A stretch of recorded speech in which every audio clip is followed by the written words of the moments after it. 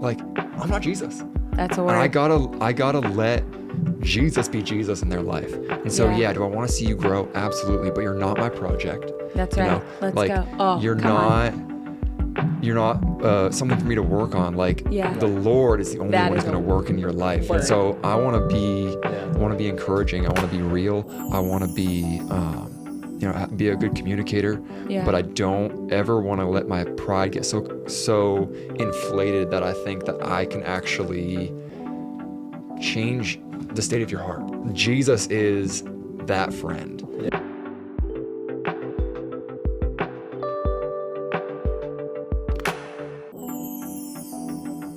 Hey guys, welcome to our podcast. We're so excited that you're watching. What are we talking about today?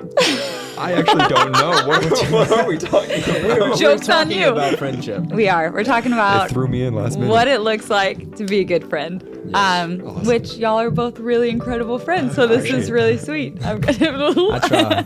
It's hard. I actually don't know how to respond to that. Hey, humility and learning is the best way forward. Okay, so let's talk about it real quick. What does it look like to be a good friend? Just gonna honestly throw out a vague question. The stroke for me is I know more quickly what it's not than what it is. Right. Let's start with that. And that's great.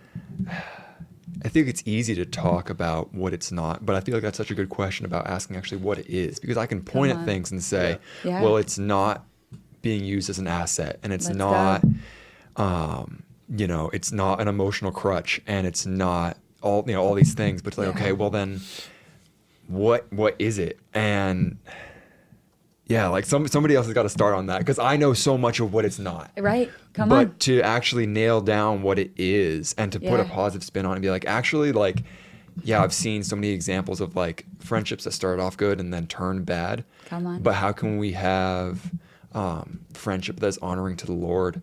And how can we be friends in a way that maybe it's for a season and maybe it's for a lifetime? I don't know, right? But how can we be friends in a way that is honoring in whatever season that is? So beautiful. Just off of what you were talking about, I feel like defining what we know it isn't. I was thinking about times where I've seen either my friendships break down, or there's just things that are inconsistent, is when I either got selfish or the other person did. Come on. And so what I think an initial thing is that friendship is unselfish. When you step into friendship, you're signing up to sacrifice in certain ways. Yeah. So what makes a good friend? I think someone that's sacrificial, that's unselfish, and willing to be there for you, and you're willing to do the same. Yeah.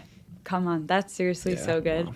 I think hopping off of too, like what you were saying, it is so easy to know and to learn through experience, like, oh, these are actually the places where I was a bad friend in the past, or these are the places where I've actually seen really beautiful, good friendship. I think a couple examples of that for me are like, you love that person like Jesus loves them. Like whenever I hop into friendships, especially close ones, like if I'm like, oh, okay, there's actually something that's drawing me to this person, where I'm like, maybe we'll be friends. You know what I mean? I always try to catch the Lord's heart for them. And if I don't have the Lord's heart for them, then I'm not actually going to be a very good friend. Does that make sense? Like if I don't actually grab like, oh, Lord, what do you say about them? What's on their life? How can I help them become even more the fullness of that? Right. That's kind of like the foundation that I start with in friendship, is like, okay, I see you, but like, how's the Lord see you? Does that make sense? Right. I was thinking about too, just like the verse of like, the Lord is like a friend who sticks closer than a brother. Let's go. And I think so often, like, even in godly friendships, maybe it's me or whoever it is trying to be almost a Christ figure in their life, of like, whether it's I'm holding you accountable or I want to see you grow, and those are good things. But it's like, man, I'm not Jesus.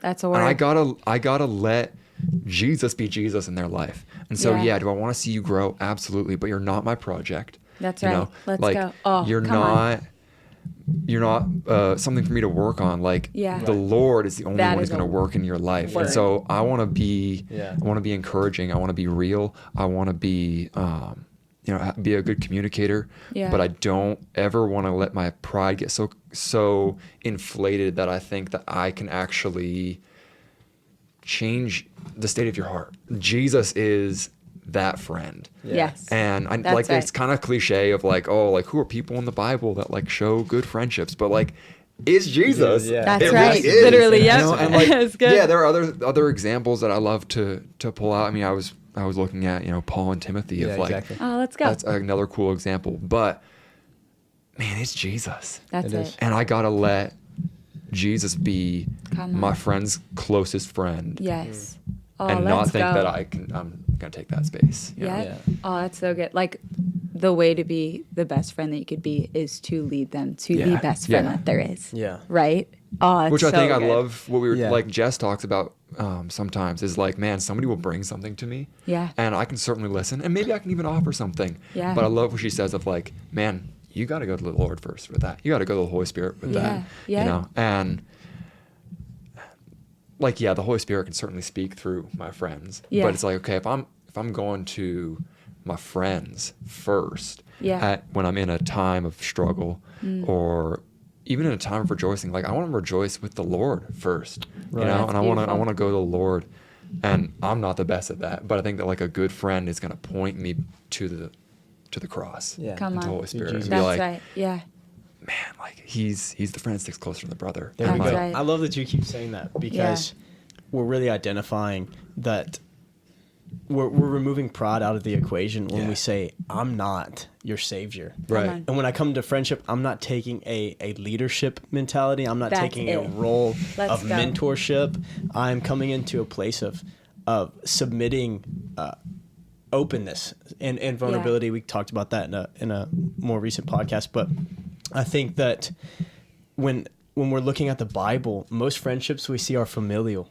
Yeah. They're in that's family. Right. Yeah. Yep. I was thinking like who modeled friendship, and then I'm Come thinking on. about everyone like Moses and Aaron, and Yeah. like they're all family. Yeah. And you keep saying that Jesus is a friend that sticks closer than a brother, and I think we see biblically people Come in on. family are showing us what friendship looks like. Let's And I even go. think of James and John, the Yeah. sons of thunder in the Gospels. It's like That's right. you're seeing people that have care for each other so Yeah. Yeah. deeply that it's like blood. Yeah. It's yeah. like the blood has connected them, and Yeah. they want what's best for the other. Yeah. Right. And that's That's friendship. it. It's Man, dude, That I see is that it. in Yeah. First and Come Second on. Timothy so much of like Paul is Yes. outlining It's all almost these like things. father He's figure like, type of right, thing. and like there's a different sort of dynamic there because he does call him like the son that he loves, basically, like Right. very Yeah. much a familial. But it's all, I also see it as a great friendship and pointing out like those things of like, man, I want what's best for you and what the Lord has got Yes. for you, kind of like you were saying. That's it. Yeah. Okay. So to bring it in to what does it look like to be a good friend? Think about the friends in your life that do that.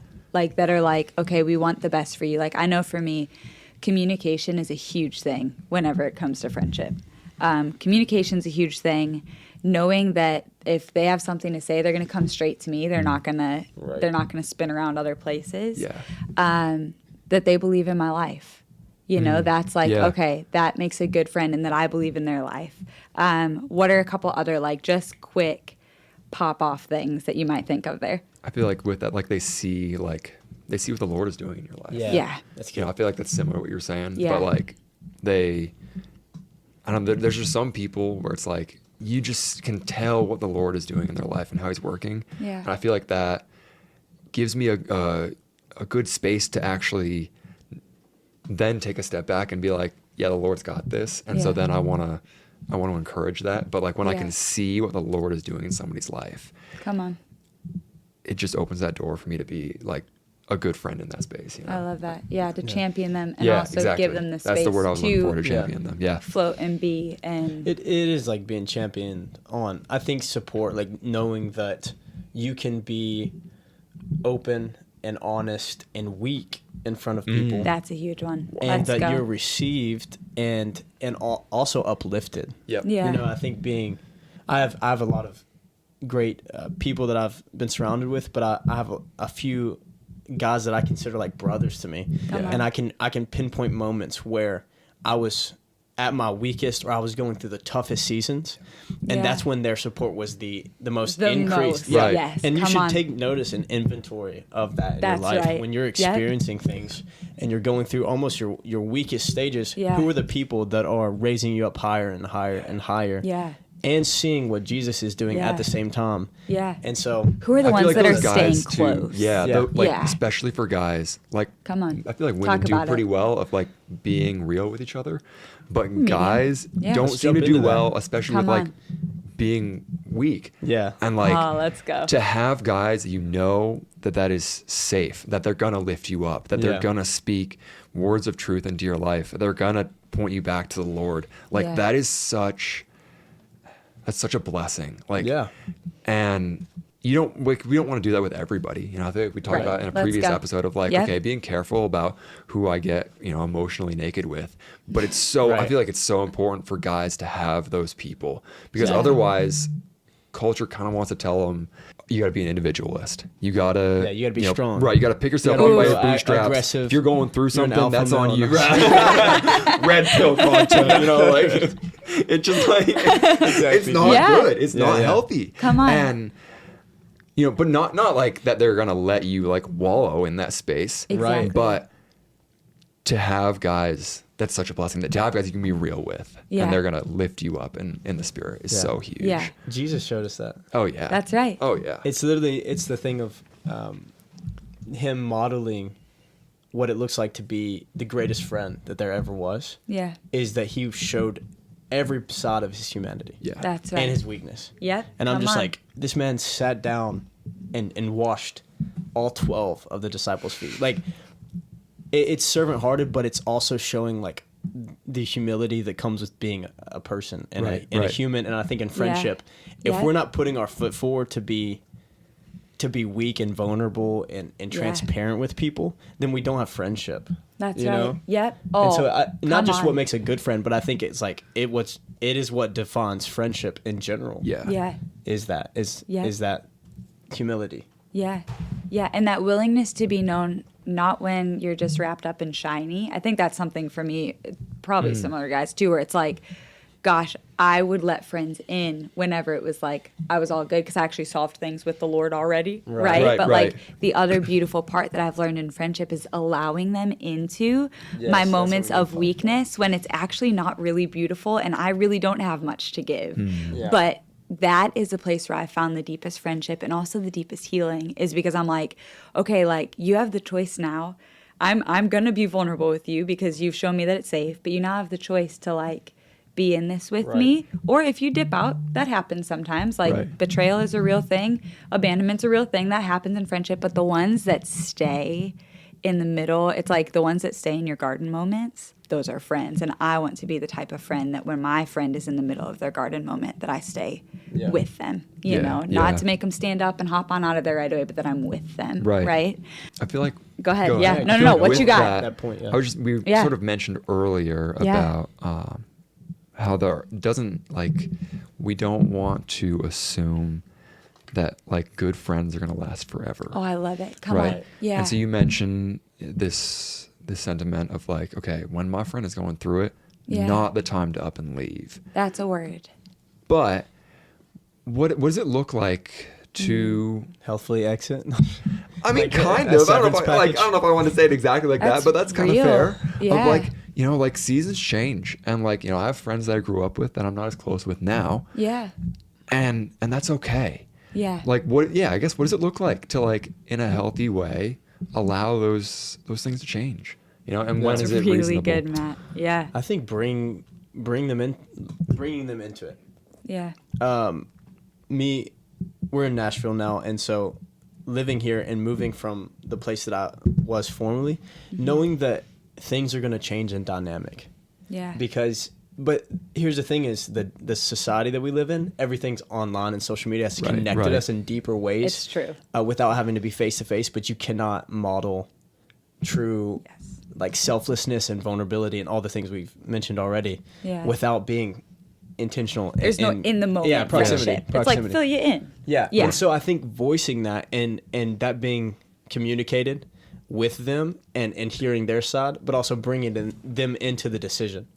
That's as really well. good. Yeah. You know? Yeah. Is helped me know that, like, okay, this dynamic's going to change. Yeah. Doesn't mean we're not friends. It just means that we're not. Right. Yeah. We're not able, to be honest. We're not able to, like, carry the same level of friendship. Yeah, we don't especially live with the true. geographic, like, change. You know, I remember when I moved out of my home state, and I was talking to, I guess it was my youth pastor at the time, even though I was an adult. And one of the things that he mentioned when he moved out of a state that he was in was somebody at the church had basically said, like, in a nicer way, but almost like, you know, the Lord bless the rest of your life. Right. And he was like, in the moment, it felt a little bit jarring of like, oh, you're like severing this off. Yeah. But it was almost like it was like a blessing and a grace. Yeah. He wasn't trying to lie to them and be like, oh yeah, we're gonna stay in touch and like meet up like every other month, like I'm gonna be flying out, like Come on. it's just not gonna happen, and that's okay. Like man, we've had such a beautiful season. Yes.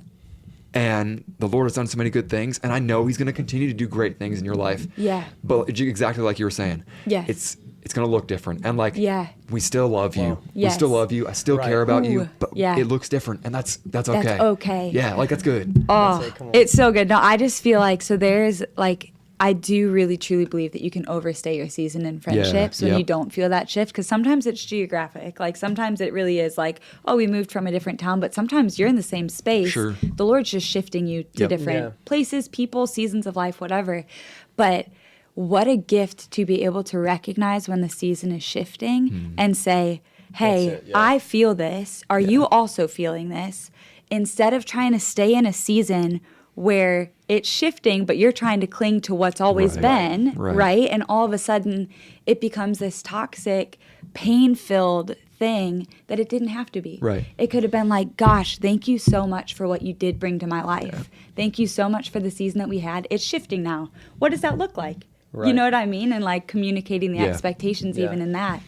I think one thing that I was thinking, and then I'll let you hop onto it, is just like, we weren't really... I mean, granted, I have no idea who's listening to this. People might have been, and listening. Props Whoever to their you are. parents, you know, or whoever taught them. But like, we weren't taught necessarily how to be friends growing up, and so all of us have this different idea and expectation of what it looks like. Right. So I think communicating expectations, even in friendship, is so important. Yeah. Like between being in the season together and season shifts, like expectations and things change. So how do you cultivate communication within that? You know what I mean? Yeah. And we're creating conversations around that. Like even in these podcasts we're covering all things because it matters that much. Come on. And even talking about transitions in friendship. Let's go.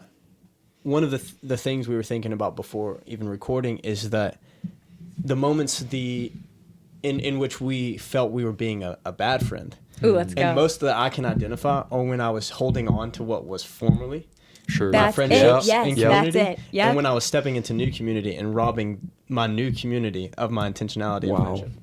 Ooh, say that again.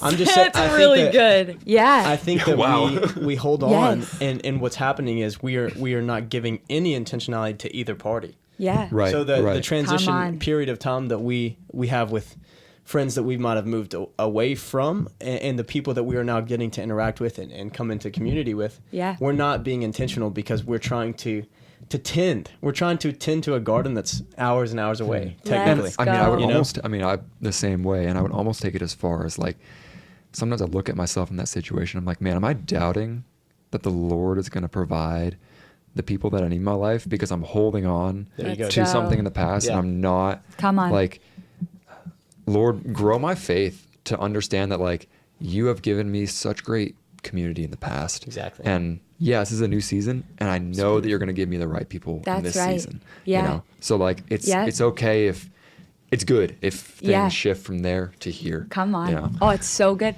I've been in seasons. This is something that Josiah, my husband, and I have been talking about quite a bit lately. It's just like, I've been in seasons where I've had like to pray for community that was burning and loving Jesus because I've just been in locations where it's been like rare.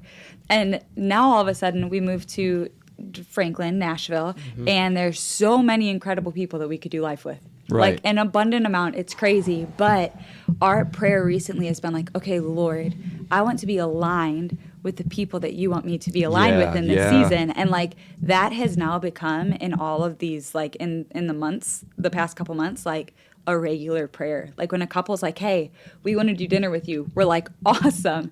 We're literally going to pray about when that happens, right, you know, because I really like, it matters who we're aligned with. It matters who we're friends with, you know? Especially like in a place like this where there are so many people. Yeah. It's like, man, you could just say yes So to many. everything.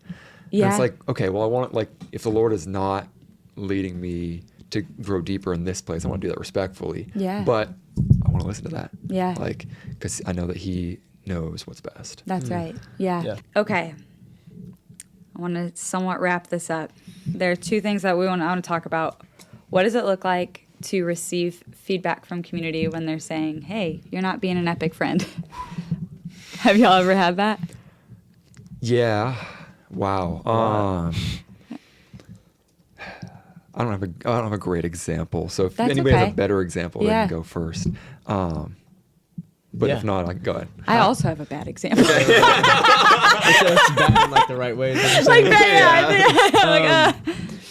Yeah, for me, it's just being confronted in a good way, confronted with my own, and we've said this a couple times now, selfishness. That's it. Yeah. And the other person coming to me and saying, hey, and this is like even friendships with guys I'm really close with. Yeah. They come to me and say, hey, man, like this affected me in this way, or like you came across as like this was for yourself, or this, you know, you're not. And I think that for me, that is where you have to really lean into the unselfish nature of friendship. You have to lean into humility and understand that God's not just speaking to you directly, but He's using people and friendships that He's placed you in, and communities placed you in, to actually show you a better way.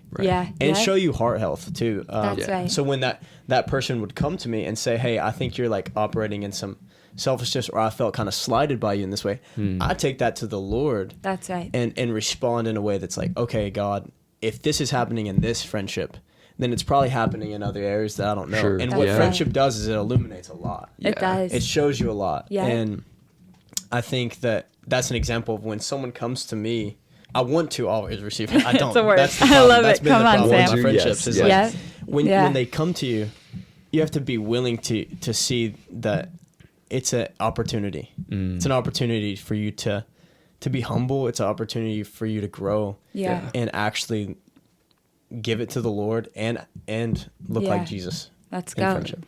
Yeah.